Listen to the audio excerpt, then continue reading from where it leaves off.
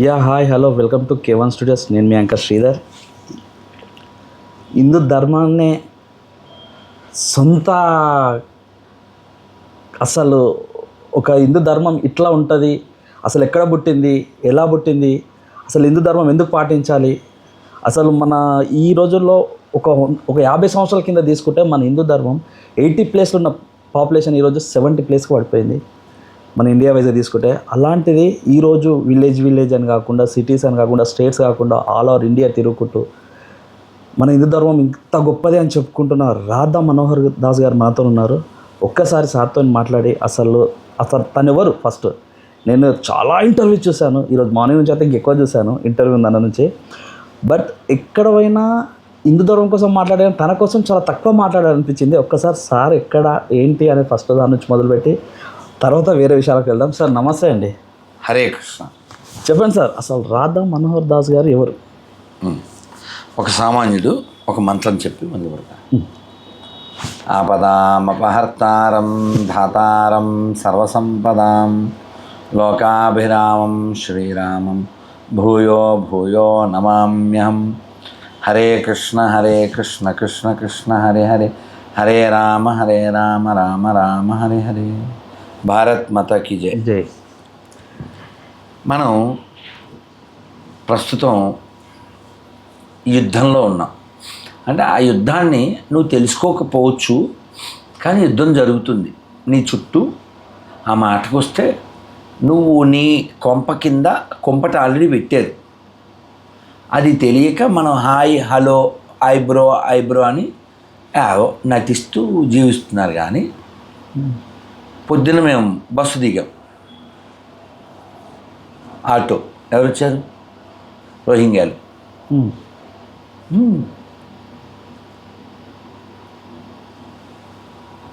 ఇక్కడ మార్కెట్ జరుగుతుంది, ఇక్కడ బయట సాంతం. అవును. ఎన్ని షాపులు ఉంటాయి? చాలా ఉంటాయి. ఎవరు అమ్ముతున్నారు? సగం పైన ముస్లిమ్స్, క్రిస్టియానిటీ అందరూ అమ్ముతారు కదండి. కొనేవాళ్ళు ఎవరు? అందరూ ఉంటారు. మ్యాక్సిమం ఎవరు? మన హిందూ పాపులేషన్ ఎక్కువ కాబట్టి హిందువులు ఉంటారండి కదా. అవునా? అవును. మరి మీకు ఉదాహరణ కోసం చెప్తున్నా. హిందువు ఒక ముస్లిం షాప్కి వెళ్ళి మటనో చికెనో వంటాడు, అది హలాలు. అవును కదా. ఎవరైనా ముస్లిం హలాల్ చేయలేదు, ఇది నల్లపోచమ్మకి వేట ఇచ్చిన మాంసం అని చెప్పి ఇచ్చారనుకోండి, తీసుకుంటారా? తీసుకోడు. అక్కడ ఏముంది, ఇక్కడ ఏం లేదు. వాళ్ళకి మత నిష్ట ఉంది. అవునా? అవునా? నీకు ఏం లేదు. వాళ్ళు ఉమ్మేస్తారని నీకు తెలుసు, ఇది కలుపుతారని తెలుసు. అయినా నువ్వు అబద్ధాలు చెప్తూ బతుకుతుంటావు. అబద్ధాలంటే ఏంటి సార్? రఘుపతి రాఘవ రాజారాం, పతిత పావన సీతారాం, మూడో లైన్ ఏంటి సార్? పచ్చబద్ధం కదా. కానీ రాసింది ఎవరు సార్? రాసి ఒరిజినల్ వేరు, పొట్టోడు రీమిక్స్ చేశాడు, అది వేరు. ఒరిజినల్ ఏంటి తెలుసా మీకు? లేదు సార్, తెలియదు. మామూలుగా మనకి రీమిక్సే తెలుసు, అసలు తెలియదుగా. రఘుపతి రాఘవ రాజారాం, పతిత పావన సీతారాం, గంగా తులసి సాలగ్రామ్, భద్రగిరీశ మేఘశ్యామ్. ఇది ఒరిజినల్. పొట్టోడు రీమిక్స్ చేసింది వేరు. కాబట్టి ఎవడు పనికి మాలినోడు పాకిస్తాన్ జాతిపిత. మంచిగా సార్, పాకిస్తాన్ పుట్టించినోడు కాబట్టి దానికి జాతిపిత అవుతాడు. మనకేమవుతాడు? పెండకుడు. మన జాతిపిత అలాంటి దరిద్ర అదే అడుగుతున్నాను, అది చెప్తున్నా. మీరు కావాలంటే కోర్టుని అడగండి, కేంద్ర ప్రభుత్వాన్ని అడగండి. జాతిపిత అని కూడా ఎవడు లేడు. మరి ఎందుకు సార్ ఆ పేరు ప్రచారమైంది? గాంధీజీ మన జాతిపిత అని చెప్పి పుట్టినప్పుడు కూడా చెప్పారు. చెప్తే అయిపోద్ది. నువ్వు చెప్పు, సీఎం ఆఫ్ తెలంగాణ. మీరు అదే సార్, మీరు నేను మార్చలో మారదు కదా సార్. అది కాదు సార్, అబద్ధం. అది అబద్ధం అని చెప్పు. ఎవరు చెప్తున్నారు సార్? నేను చెప్తున్నాను కదా. మీరు ఒకరు నేను ఒకరు చెప్తే చెప్తాం. ఎప్పటిదాకా చెప్పుకుంటూ పోతాడు. మనకు కుదిరినంతసేపు మనం ఉన్నంతసేపు. అబద్ధం అయితే యాక్సెప్ట్ చేయొద్దు కదా. అది నువ్వు నేను డిసైడ్ చేసేది కాదు కదా సార్. కాదు కదా, వాడేవి డిసైడ్ చేయడానికి. అవును, మన స్వాతంత్రము 1947 స్వాతంత్రం వచ్చిన నుంచి మనకు అదే ఉంది కదా సార్. అంటిచ్చారు, అంటిస్తే అయిపోద్దా? 80% మనకు స్వాతంత్రం వచ్చే టైం కల్లా 82% మన పాపులేషన్ హిందూ ధర్మం, సనాతన ధర్మం 82% ఉన్నారు. బట్ స్టిల్ రేట్ తీసుకుంటే 69కి వచ్చింది. యాక్చువల్లీ 69కి వచ్చింది. అప్పుడు హిందూ ధర్మాన్ని కాదనుకొని ఇంత ప్రచారం చేసిరంటవా సార్? హిందూ ధర్మాన్ని కాదనుకొని గాంధీ జాతిపిత కాదని ఎవరు ప్రచారం చేసినారు? మన హిందువులు కూడా ఉన్నారు కదా దాంట్లో ఎక్కువ మంది హిందువులు. మళ్ళా ఇప్పుడు గాంధీని ఎవరైనా ముస్లిం యాక్సెప్ట్ చేస్తారా ఏంది? చేస్తారు కదా సార్. ఎవరు చూపించు.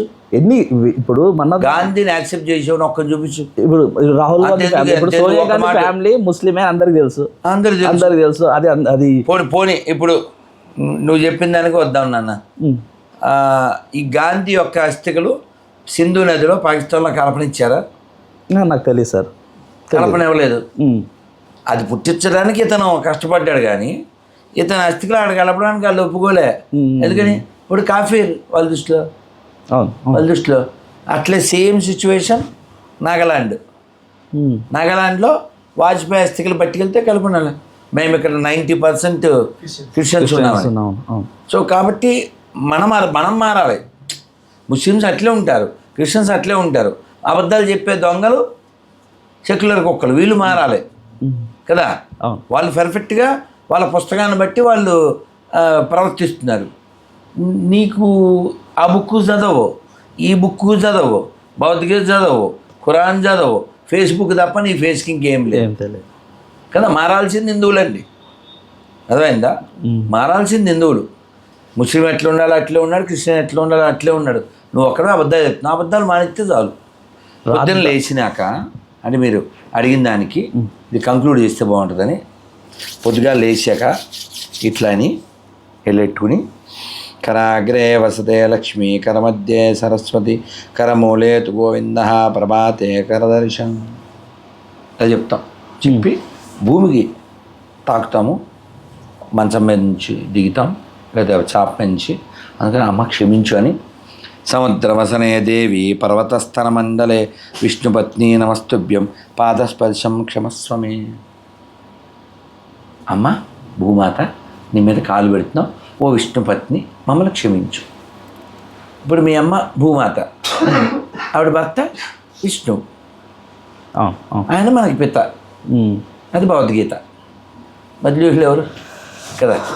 రాధా మనోహర్ దాస్ అనే వ్యక్తి ఎవరు? నా ఫస్ట్ క్వశ్చన్ ಇದೆ సార్. ఇంకా అక్కడనే అయిపోయాం మనము, మధ్యలో వేరే టాపిక్ వచ్చింది. చెప్పాను ఒక సామాన్యుడు.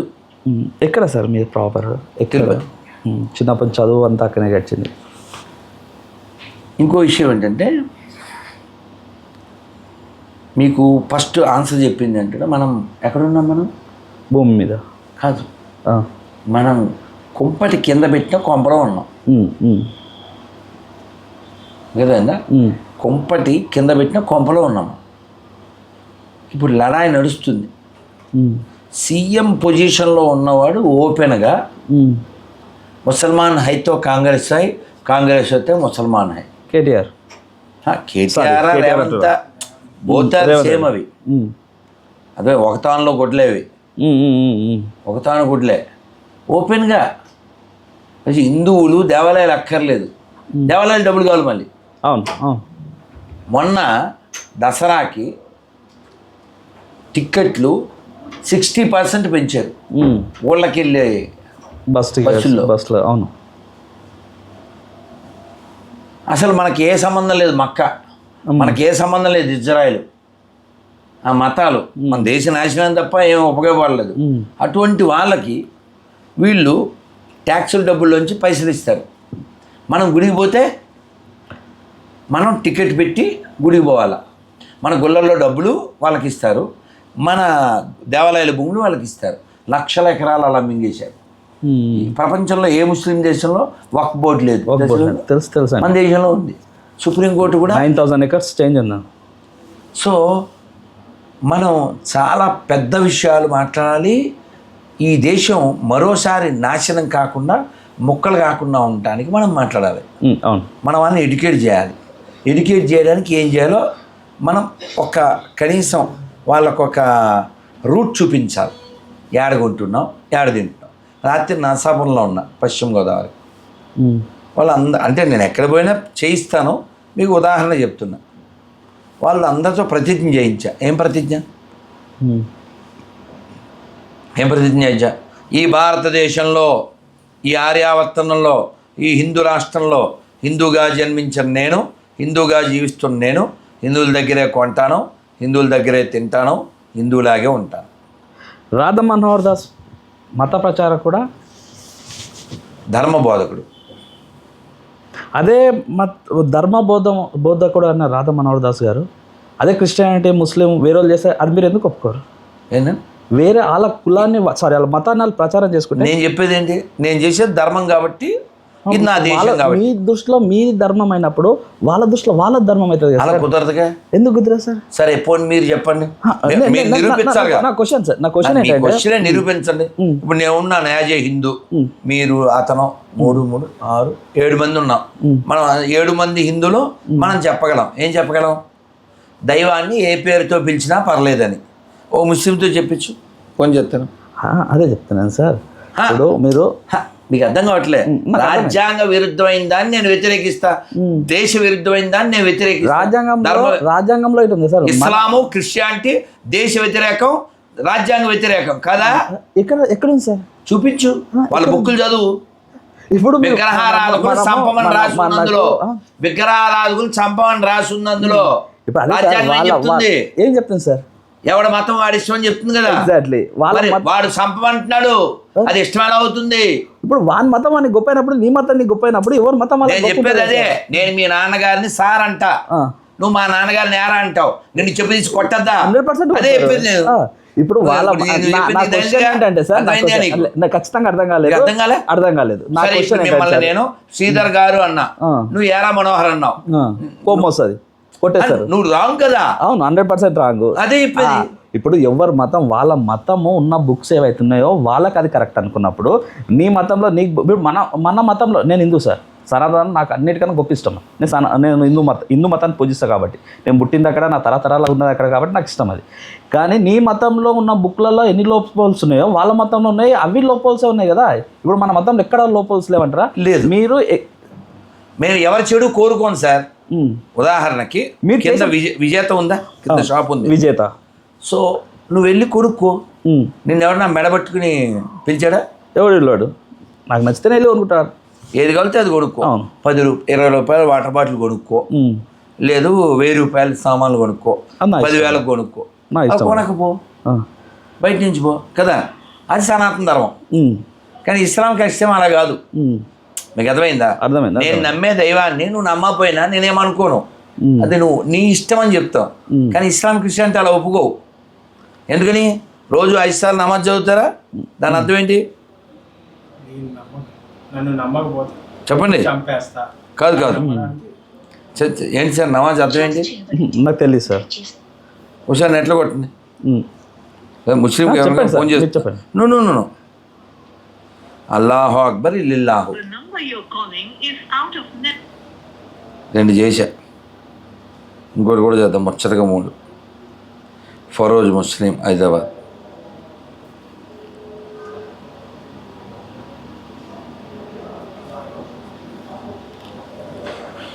ఒకటైతే నమ్ముతారు కదా, హ్యుమానిటీ ఫస్ట్, రిలీజియాసిటీ నెక్స్ట్. ఒప్పుకుంటారా?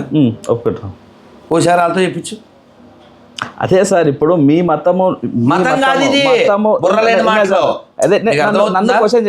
అర్థమవుతుందా పాయింట్? ప్రయారిటీ ఏంటి? ఏం చెప్పాను నేను? ఏం చెప్పారు sir? Our priority not religiosity, our priority humanity. అవును, రిలీజియన్ అనేది వ్యక్తిగతం కదా. అవును. ఇప్పుడు మీ ప్రయారిటీ మీకున్నప్పుడు అవతలం ప్రయారిటీ మీరెవరు సార్ జడ్జిమెంట్ చేయడానికి? నా క్వశ్చన్ సార్. నేను సేమ్ వాడికి అదే చెప్తున్నా. నువ్వు చెప్పాడికి నేను విగ్రహారం చేస్తా, వాడి ఇష్టం. నేను రాముడిని మొక్కుతా, నల్లపోచమ్మని మొక్కుతా, నీ ఇష్టం. అది నేను నరకానికి వెళ్తానని చెప్పడానికి ఆ లపుట్ నా కొడుకు ఎవడో అది అడుగు. వాళ్ళని వాళ్ళు అక్కర్లేదు మాకు.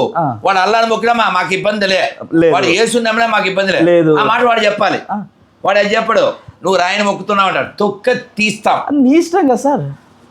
ఆ మాట వాడు కాదంటాడు కదా. వాడు అల్లాని మొక్కినా యేసుని మొక్కినా మాకు అభ్యంతరం లేదు. మేము చెప్తాం అవును. యాజ్ హిందూ నువ్వు ఆయన ఆ పిల్ల అందరూ చెప్తాం. వాడు ఏమంటాడు, నువ్వు నరకానికి పోతావు అంటాడు. నువ్వెవడు, మీ నాయన పేరు ఏంది? శ్రీశైలం. శ్రీశైలం. ఇప్పుడు మీ నాయన పేరు నేను కామెడీ చేయొచ్చా? చేయలేం. ఏందా పేరేది అనొచ్చా? ఒప్పుకోను కదా నేను. బీపీ వస్తుంది నీకు. అవును, రావాలి, వస్తేనే మీరు నాయన పుట్టినట్టు. సేమ్ అంతే. ఈ దేశానికి ఇస్లాంకి ఏం సంబంధం లే, ఈ దేశానికి క్రైస్తవానికి సంబంధం లే. పిరికోడు ముస్లింలా మారాడు, నీతి లేనివాడు క్రిస్టియన్గా మారాడు. వాడు మాకు ఉపన్యాసం చెప్పేది నీకు అర్థమైందా పాయింట్? అర్థమైంది సార్, అర్థమైంది. అర్థమైంది. రాధా మనోహర్ దాస్ గారు హిందూ ధర్మాన్ని, సనాతన ధర్మాన్ని ఇంత కాపాడుతున్నాడు. ఒక్కటి సార్ నేను అది గుండెలను చేసుకొని చెప్తా. మీ ఏజ్కి కానీ మీరు చేసే వీడియోలకు కానీ మీ ప్రచారం కానీ నేను బ్యాడ్ ఫ్యాన్ సార్ మీకు, ఒప్పుకోటి 100% అది. కానీ ఇదే రాధా మనోహర్ దాస్ గారు క్రిస్టియన్ మీద ఎందుకు ఇంత పగ? దేశ వ్యతిరేకం ఎవడైనా నేను వ్యతిరేకిస్తాను. దేశ వ్యతిరేకమా? ఖచ్చితంగా. పోనీ ఎవరే చల్లి ఆయనకి అర్థమయ్యే చెప్తాను. ఏదో చల్లిరా మీకు అర్థం ఏర్పడలేదు.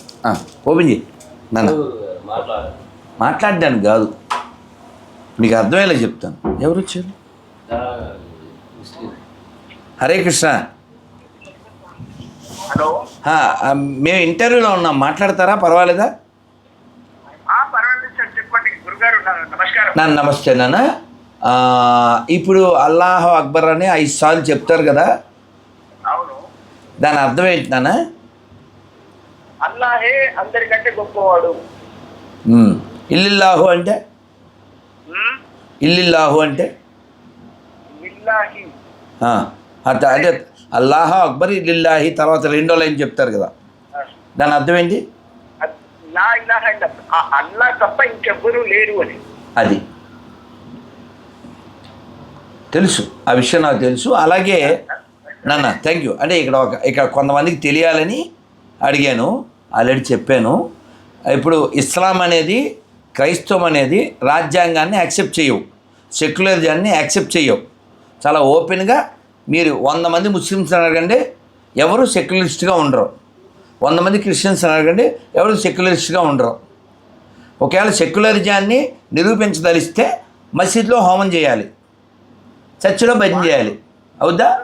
వాళ్ళు సెక్యులరిజం ఒప్పుకుంటే ముస్లిమే అవరు వాళ్ళు. Give the big hand. ఇది ఎక్స్ ముస్లిం, అర్థమైందా? ఎక్స్ ముస్లిం ఈ స్పీకింగ్ నౌ. సో కాబట్టి నేనేమంటా అంటే ఒక కామన్ పాయింట్ ఏంటంటే this world need Muslims or Christians or Hindus or humans.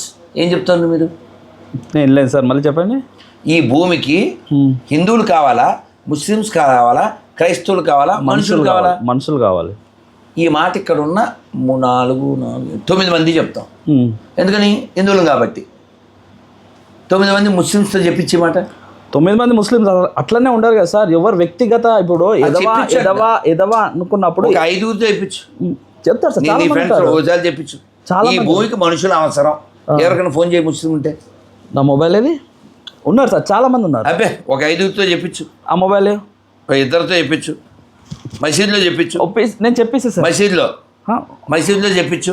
దైవాన్ని ఏ పేరుతో అయినా పిలవచ్చు, మేము నమ్మిన అల్లాన్ని నమ్మకపోయినా పర్లేదు,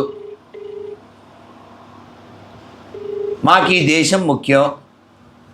నేను మొన్న ఎవరో ముస్లిం ఫోన్ చేసి చాటింగ్ చేస్తే చెప్పా, సార్ పుస్తకాల కంటే అక్షరాల కంటే లక్షల కోట్ల మంది మనుషులే ముఖ్యం అని చెప్పగలిగితే ఫోన్ చేయండి అన్న. నేను నా ముస్లిం నాతో పాటు చిన్నప్పుడు చదువుకున్న ఫ్రెండ్తో నేను చెప్పాను సార్. షబీర్ నేను ఒక ఇంటర్వ్యూలో కూర్చున్నాను. ఓ సార్తో షబీర్ వినిపిస్తుందా? నేను ఒక ఇంటర్వ్యూలో కూర్చున్నాను, లైవ్లో ఉన్నాను.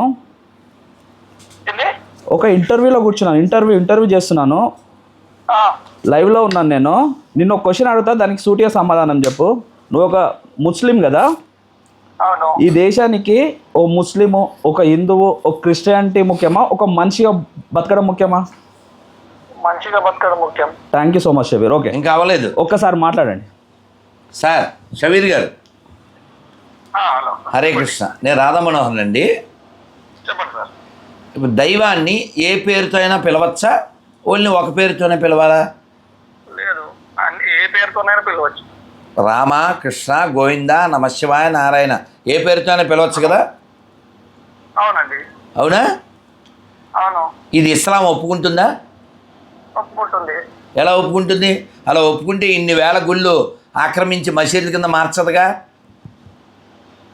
గురుగారు ఒకవేళ అదేమన్నారు మీరు, మరి మసీదులో అల్లాహు అక్బర్ అని ఎందుకుంటారు? లేదండి మీది. ఏమండి?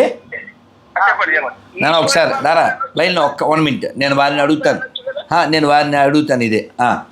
సార్ మీరు చెప్పండి. సబ్కా మాలిక్ ఏక హై. అందరు ఒకరిని దేవుడిని పూజిస్తారు. ఎవరు పూజించినా సరే. హలో సార్ వింటున్నాను, చెప్పండి. హలో సార్ వింటున్నాను, చెప్పండి సార్. సిగ్నల్స్ ఎగిరిపోతే నేను ఒకసారి చెప్తాను. హలో చెప్పండి సార్.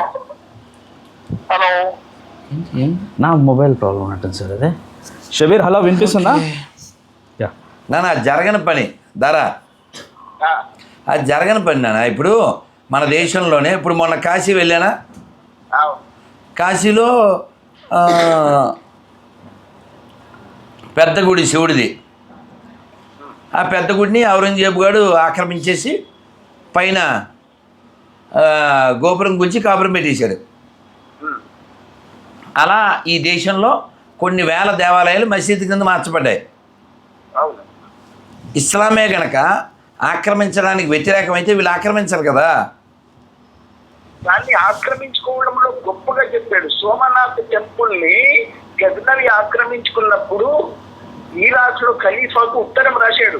నేను కేవలం ఏం బాధపడుతున్నాడంటే నేను కేవలం 50,000 మంది హిందువులను చంపి ఇది ఆక్రమించుకున్నాను అని.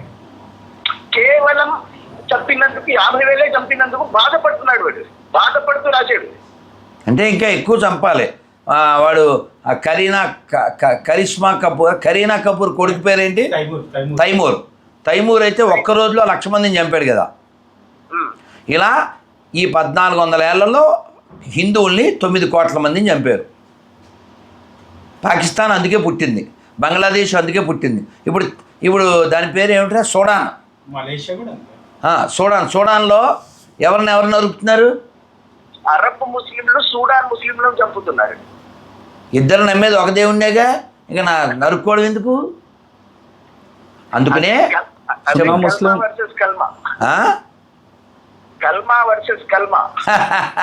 అందుకనే ఈ ప్రపంచం బాగుండాలంటే ఏకం సత్విప్రా బహుదా వదంతి అన్నటువంటి వేదవాక్యం అందరికీ చేర్చబడాలి. దైవం ఉన్నాడు. ఏమండి, నాకు ఎదురుగా శ్రీధర్ గారు ఉన్నారు, ఇంకొక అబ్బాయి ఉన్నాడు, ఇంకొక అబ్బాయి ఉన్నాడు, 8 మంది ఉన్నారు. వాళ్ళు ఎక్కడి నుంచి వచ్చినా, వాళ్ళు ఏ ప్రాంతం వాళ్ళైనా, ఏ భాష వాళ్ళైనా, ఏ స్థాయి వాళ్ళైనా వాళ్ళు మనుషులు అని నేను చూడగలను.